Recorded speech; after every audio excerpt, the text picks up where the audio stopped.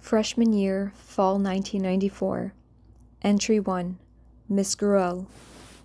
Dear Diary, tomorrow morning, my journey as an English teacher officially begins. Since first impressions are so important, I wonder what my students will think about me. Will they think I'm out of touch or too preppy, or worse yet, that I'm too young to be taken seriously? Maybe I'll have them write a journal entry describing what their expectations are of me in the class. Even though I spent last year as a student teacher at Wilson High School, I'm still learning my way around the city. Long Beach is so different than the gated community I grew up in. Thanks to MTV dubbing, Long Beach is the gangster rap capital, with its depiction of guns and graffiti. My friends have a warped perception of the city, or LBC as the rappers refer to it. They think I should wear a bulletproof vest rather than pearls. Where I live in Newport Beach is a utopia compared to some of the neighborhoods seen in a Snoopy Doggy Dogg video. Still, TV tends to blow things out of proportion. The school is actually located in a safe neighborhood, just a few miles from the ocean. Its location and reputation make it desirable. So much so that a lot of the students that live in what they call the hood take 2 or 3 buses just to get to school every day. Students come in from every corner of the city. Rich kids from the shore sit next to poor kids from the projects. There's every race, religion, and culture within the confines of the quad. But since the Rodney King riots, racial tension has spilled over into the school.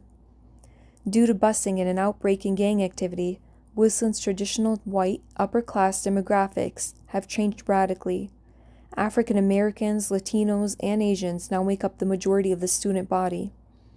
As a student teacher last year, I was pretty naive. I wanted to see past color and culture, but I was immediately confronted by it when the first bell rang and a student named Aloud sauntered in bouncing a basketball. He was a junior, a disciplinary transfer from Wilson's crosstown rival, and his reputation preceded him. Word was that he had threatened his previous English teacher with a gun, which I later found out was only a plastic water gun, but it had all the makings of a dramatic showdown. In those first few minutes, he made it brutally clear that he hated Wilson, he hated English, and he hated me. His sole purpose was to make his preppy student teacher cry. Little did he know that within a month, he'd be the one crying.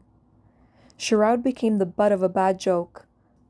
A classmate got tired of Sherrod's antics and drew a racial caricature of him with huge, exaggerated lips. As the drawing made its way around the class, the other students laughed hysterically. When Sherrod saw it, he looked as if he was going to cry. For the first time, his tough facade began to crack. When I got a hold of the picture, I went ballistic. "This is the type of propaganda that the Nazis used during the Holocaust," I yelled.